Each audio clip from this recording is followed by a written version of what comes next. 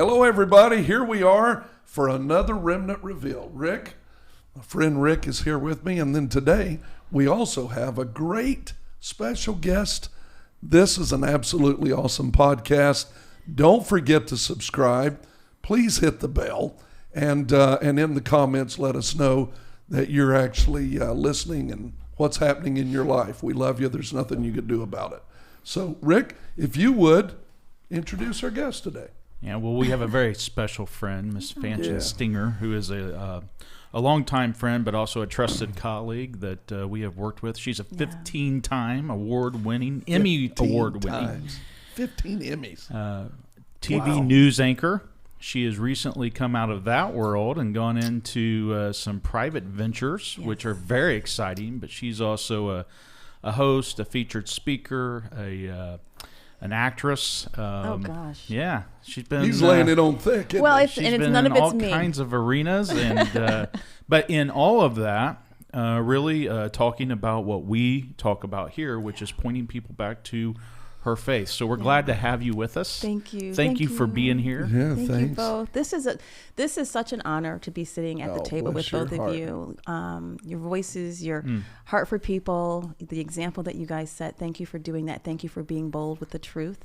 And I'm just delighted to be here. And all those things you just mentioned, Rick, none of it's me. It is all Jesus opening doors and the Lord using me through lots of, I would say, discipline, lots of correction, and a lot of those things. You know, we all have to walk our journey, but I'm just blessed to be here today to hopefully give hope to other people and just to share my heart. So I'm glad you love Jesus with all your heart. That's so powerful. And it comes out. You have Jesus on the inside. He shows up on the outside. Yeah. You can't help it. It's that God glow. Yeah. So, Well, and you've glad been you're such here. a well-respected journalist and TV news anchor. For a lot of folks, you've spent many years covering, obviously, a lot of police issues. Yes. We've had the opportunity, both of us have had the opportunity to work with you through news stories and different things such as that. But a lot of folks may not realize your reach isn't just in any local community or region. You've really had to reach across this country in a lot of different ways. You've been in some different movies, faith-based movies, which has been awesome. Yeah. But if people are not familiar with you while you're on the news anchor desk, you were always unashamed and unabashed about pointing people back to faith even while doing the news, which is unheard of today. Oh, boy. That's wild. You know, it's funny that sometimes people will say that to me. I never thought about it. It was just who I am. And I know what the Lord has done in my life. Yeah. And once you experience the Lord, the love, the power that he has to literally reach out of heaven and reach down into your heart, reach down into your life, protect you, teach you, uplift you, hold you, comfort you, all of those things. Once you experience that personally, no one can take that from you. And when I came to Indianapolis, I sat down with the management at the time and I told them, I said, I've been through so much in my life and the Lord has been so good to me. That's who I am. It's not what I do on a Sunday, but it's who I am Sunday to Sunday. There you go. 24/7. Right. I said, if that's a problem, because that's how I'm going to tell the news. That's what I speak about when people ask me to come speak and talk about my story and my journey. That's what it is. So if that's a problem, please don't hire me because I won't be the right person for that job, you know. Right. And in this role we see, and Rick, you guys see it, you see it at being a pastor. Every day. People need hope. They do. And we have the opportunity, a lot of times, I would say the Lord gives us the responsibility to step into people's lives at points where they really need maybe just a hug, maybe just a prayer, That's maybe right. it's just a smile, and maybe it's a word of encouragement. But he gives us the privilege of stepping into that place and using what he has done in us to convey and hopefully extend that grace to other people. Yeah, the Bible says that hope deferred doesn't make the heart healthy, doesn't make the heart beat stronger. Hope deferred makes the heart sick. So that's to the very core of your being, your spirit, man or woman. Yeah. So if hope is deferred, or if you have a sense of great hopelessness, you're sick down to the core of your very being, in your heart. Yeah. So for us as hope doctors, we got to come in, man, and inject people's lives with there is a hope. There is hope. There is help. There is an answer. Yeah. There is a voice from hope, heaven. The hope, the answer. Yeah. I am the way, the truth, the life. Yes. No man comes to the Father but by me. And if we stay strong on that message, people start realizing and feeling and sensing, now there's something in this for me that can help me in my situation. So, and where I Fanchon, am today. the vast majority of people that watch the podcast here are law enforcement officers, their families, but we're also finding that many outside of law enforcement are starting to tune in because it's a place where they can get that message of hope through a unique perspective for some. Why don't you share a little bit with viewers of some of your background? So we talked about you being in the media. How long were you in the media, the news media? Nearly 30 years. Wow. No kidding. Yeah, and before I go into that, I just want to say to our law enforcement family, I just want to say thank you for what you do. And I just want to say there's so many people across this country praying for you each and every day, every minute of the day.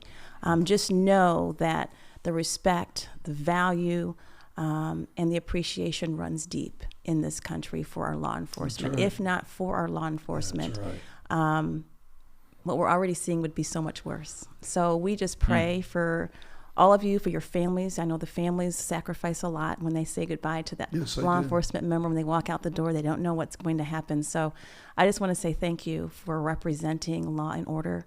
Of course, there are always challenges in every industry, but for the vast majority of those officers who every single day go out and put their life on the line, thank you, and we appreciate that. Thanks for saying that. Yeah. Awesome. So yeah, I was in 30 media for years? nearly 30 years. I don't believe that. Wow. She barely looks 30 years old. You guys are much too having kind. had a career for Thank 30 you for years. that. I guess I got help to us. thank my parents for that. That's genes. So, That's right. But thank you for that. And I always knew, and I don't know if you even know this, but I am very introverted. So as a child, I did not speak much at all. Is that right? No, because I was always, my self-confidence was always pretty low. I went to all-girls school, so I was in a very sheltered environment. Okay. And I was always taught, my parents always taught us, God has a plan for you. God has a plan for your life. You were made for a purpose. That's hilarious. And I'm I remember in 8th grade, I remember sitting there thinking one day, well, God, what is my purpose? Why am I here?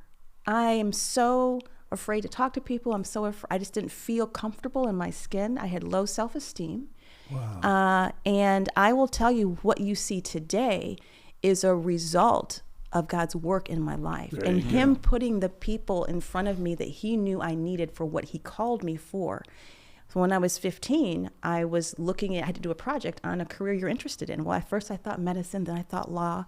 I worked in a law firm. I said, it's not really for me. Medicine, I said, well, I don't really like math, so that would be a problem. And I was just flipping through a book one day, and I came across journalism. And what I saw that ignited a passion in me was the ability to make a positive impact in your community, traveling, and being able to meet and speak. Right. And I never thought about being on TV. And I'm just going to tell you a quick little story if we have time. Absolutely. Because God is so humorous, and I find so much joy in his character and how he's funny sometimes.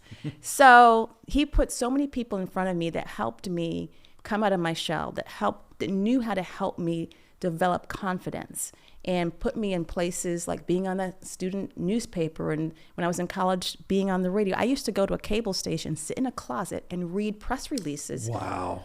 During college, just so I could get used to talking and being comfortable with the microphone. Now that's awesome, because people don't realize when you do radio or you do things like that and you have no audience, it really does build your confidence. Yes. Because your mind starts imagining an audience being there, and it builds that when an audience shows up, you're prepared. You're still talking to a wall. Exactly. And I had no idea what I was doing, but it was like all these it was almost as if the Lord was putting pebble stones in front of me to guide me, like breadcrumbs, But it wasn't until my very first job, and I won't go into that whole story, but that was by the grace of God, that he gave me a mentor who created a job for me out of college and gave me that opportunity to make that into what I wanted to make that into. It was in a mid-level market. Normally you start in a very small market, but the Lord opened doors. So I started in a mid-level market, and he gave me a mentor that really protected me and helped me grow in the profession like I needed to.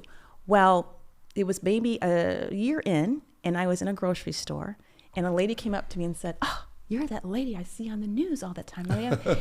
And I remember I was standing in front of those Pillsbury dough like refrigerators. I'll never forget it. And fear gripped me, because it wasn't until that point that I realized people are watching me. People are looking. Now, I'm the child that never wanted to have a birthday party. I would always tell my mom, I don't want a birthday party because my gifts, everyone looks at me. I didn't want people, everyone stare. I didn't want to be the center of attention.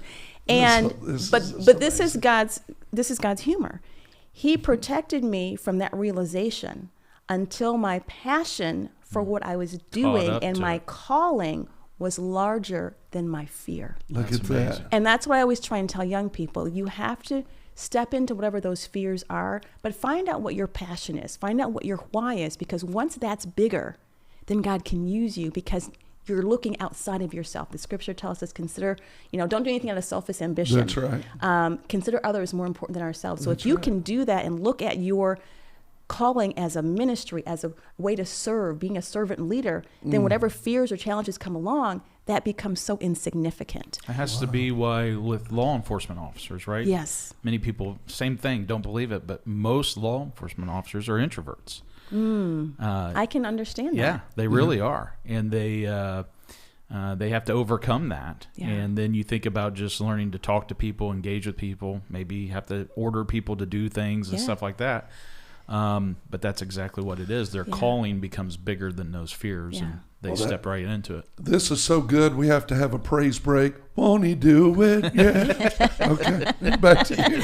Well, but going into my career, I always knew that there was a calling, and I didn't understand exactly what that was, but I knew it was always to represent the Lord. Does that mean I always made the right decisions? No. There were a lot of lessons I had to learn along the way, because the Lord had to really shape me, mold me. He had to refine me. And a lot of times that process is very painful. Right. But I heard someone say very wisely a little while ago, a lot of times the Lord will put a call in our life. He will call us into something, but it's that period of waiting where obedience becomes so important, because he needs to prepare us. If he had put me where I am today, back maybe 25 years ago or even 15 years ago, I wasn't prepared. I hadn't gone through all of the steps and all the journey, all the refining, a lot of those lessons to be able to be prepared for where I am today. So if you feel as though the Lord's calling you, I want to encourage you in any way, accept the call and then wait.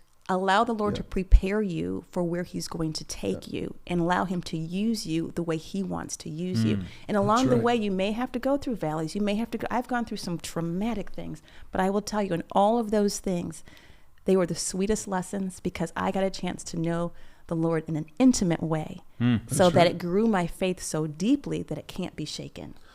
When you talk about that, I want to tell every copper out there listening to us, you do the same thing. Absolutely. You're called to do what you do every day. But if you think about this properly, you'll understand that the first call you have is a call to prepare. That's why you go to the academy first. And then you go to FTO, because that first part of any call from God is he's going to make sure you're prepared to do what he asks you to do. And are you going to answer the call? That's right. There you go. So first you answer the call like he did as a kid. Man, I just knew in my heart, I felt that call in my life. Couldn't tell you how many cops I've talked to, male and female, who say the same thing. I just knew deep in my heart, this is what I wanted to be. Not just do, but be. And that's God igniting in you the purpose He's already placed in you. That's right. And when I was 15, I didn't realize that, but that's what that is. Yeah. And that's powerful. That's such a cool testimony, man. What a cool testimony. And so you get to going, and then you eventually get to where you're a news anchor, right? And how many years did you anchor? I started anchoring probably 6 months, a year after college. So I was called. I got my first reporting job 6 months after, because I didn't go in being on the air. I was a person that edited videotape and edited copy. Is that right? And then, so outside of doing that, I would go into work. So I worked 5 a.m. to 1 p.m. I would stay late, talk to reporters, learn, listen, watch. I would go in every weekend and I'd put a story together every weekend that I would go out and do the interviews with the weekend reporter. Every Monday I would have a story on my boss's desk. I'm like, I can do this. I can do this. So 6 months after starting that as a paid intern, And I want to just tell young people, when people throw, and this is just a side note, when people throw money at you, they throw fame at you, they try and throw things at you to deter you, stay focused on what God's put in your heart. When I got out of college, I had job offers to go. I got a job offer to go to Wall Street to do financial consulting. I had a job offer to be a buyer for a major store. And they were offering me a lot of money coming out of college. My first job in television, I will tell you, was $10,000 a year. And my dad gave me some wisdom that I never forgot. He said, you have to go with what's in your heart, what you feel God's calling you to. And if you follow that, and if you're good at what you do, if you always stand for excellence, the Lord will bless you. The blessings will come. Don't worry about that. Worry about where you're called to be, even if it doesn't make sense. So 6 months in, I've had those stories every single Monday. I can do this. I can do this. And he gave me a job as a reporter. That was September, October. And then the next 6 months, what did I do then? I went into the studio every weekend. After I would finish reporting, I'd go into the studio, I'd practice anchoring, practice. They gave me what a common thing. They gave me an opportunity to anchor one night, and the news director called that night and said, it looked like you've been doing this for such a long time. Well, yeah, I had. I'd been preparing since high school. That's right. So when the opportunity came, the nerves didn't overtake me. Ready. The confidence was there. I was ready. So it's preparation to be ready to answer the call and to be ready to step into those opportunities. So I have been anchoring since then. I was the weekend anchor. Then I became the morning anchor there. Then when I went to Detroit, I anchored there my whole career. I was there for 11 years before I came to Indy, and I spent 12 years here in Indy. So look at that.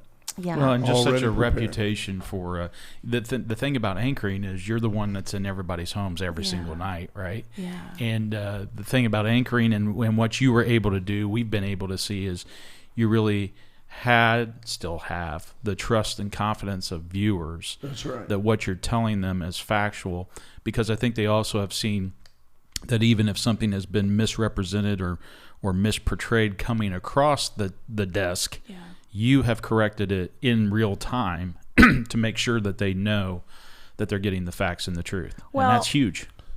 Thank you for that. And by the way, rare. Yeah, and we know there's a price that's paid for that. Mm-hmm. Yes. We know that there is a price whenever you stand up against the order of things to do what's right when the order's wrong. There's a price that gets paid, especially in the public career area. Well, there's a few things, I want to say about that, and it goes back to the fundamentals of what journalism is.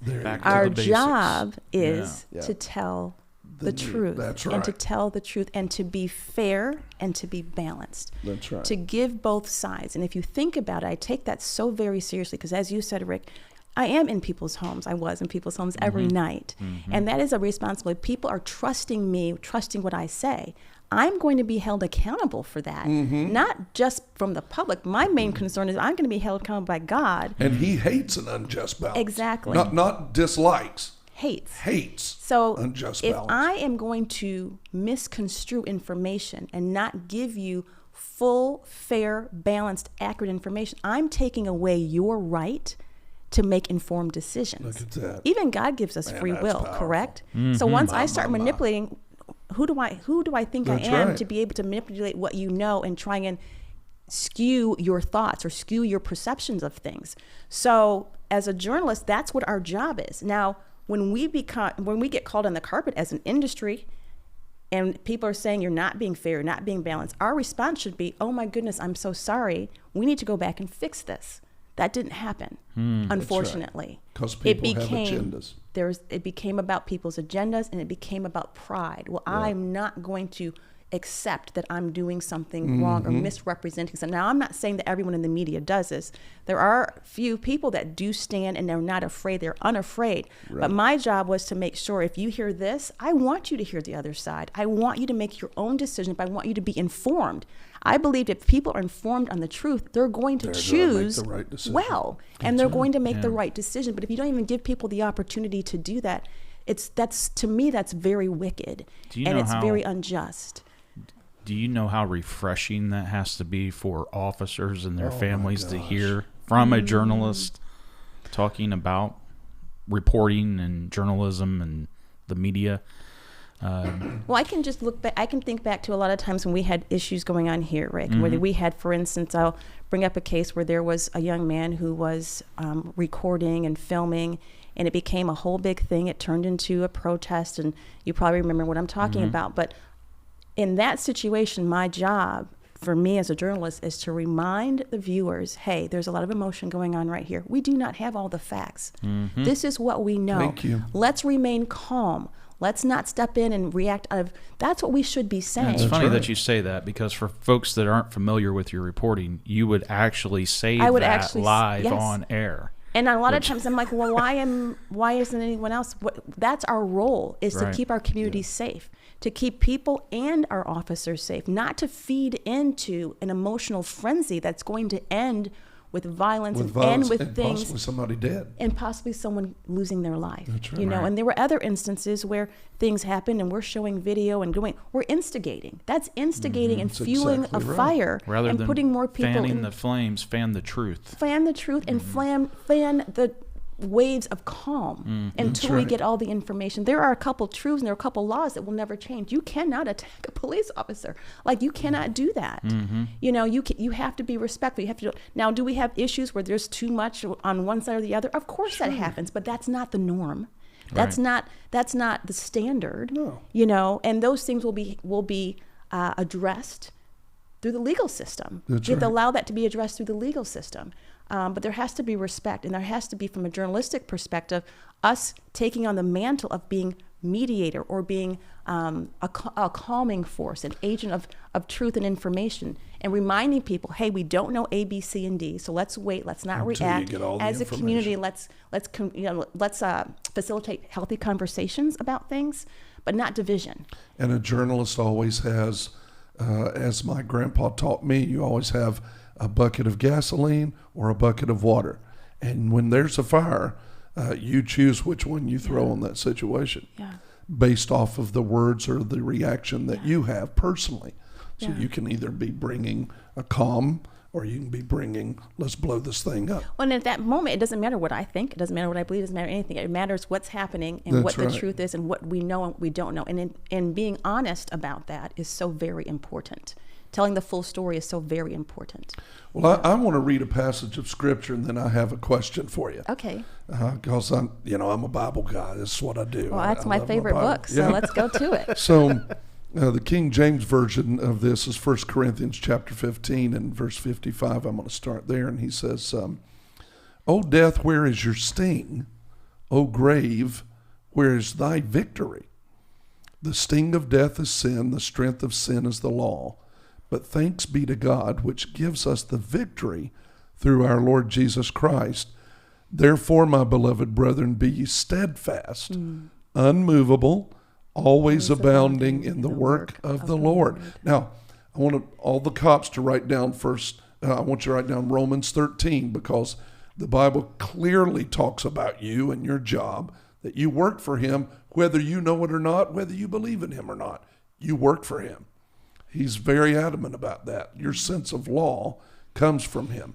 For as much as you know that your labor is not in vain in the Lord. Currently, right now, we're dealing with a young officer who was killed in the line of duty. Yes. And as a reporter, of course, you've had to deal with that on the news many times over throughout your years in your career. To come before the community, the city, wherever you've been, and talk about these kind of stories. Yeah. The sting of death, the pain of the grave. Their officers, their families right now, this family, the community of this officer, they've got to deal with this pain today. Yeah. They've got to deal with the sting that they feel right now. Every police officer, they don't even know this kid, but they feel it. And so as a journalist and as a media personality, when you sit down to deal with these kind of heavy situations, what was your perspective? What is your perspective now? and how you deal with that as a believer who's also a media personality. Well, there are a couple of things, and thank you for asking that question, because those are some of the hardest stories to cover. I'm sure. Because as a journalist, first of all, I am a believer, and I am a person that has a heart. One of the things that I was very intentional about during my broadcast news career was to never let my heart get hardened, and never to not feel the pain that people feel. Thank you for that. And that took intentionality, because I know that God gave me the ability to feel pain on a very deep level. So I had to be very careful about how I managed that. Right. And I never hid that from viewers, because I feel as though we have to be honest about the humanity and the sensitivity of loss and the realness of loss and of pain. So there were times where I remember breaking down. Because you know what a family's going through. As a reporter, you are there oftentimes when a family member receives news that someone's been killed, or someone's just died, or a police officer's been shot. So you know, if you've allowed yourself to really be honest about what comes with that, right, you know the pain of the family, you know the pain of the community. And for me, looking at that, when that happens, that's an opportunity to step in and to hopefully encourage to uplift and to highlight the power of God to comfort in situations like that. Because what happens usually when something like that happens, a prayer visual will start. Sure. Well, people aren't praying to a rock. They're praying to the Lord, because they know inherently where comfort comes from. There you go. Whether or not you choose to believe or not believe, still people inherently know that comfort and love, and they're going to turn quite often to prayer or community or being together. So my role as a journalist was hopefully bring people together around that. And then I saw that as an opportunity to introduce people to the realness and to the power of Christ's love. Even when we had mass shootings, same thing. Same thing. People gather together. People come to the town square, or they come to a church.